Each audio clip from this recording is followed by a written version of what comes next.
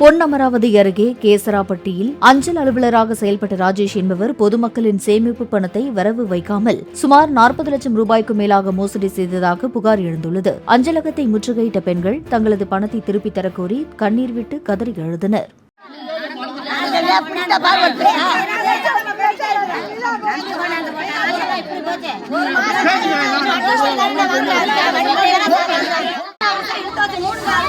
மூணு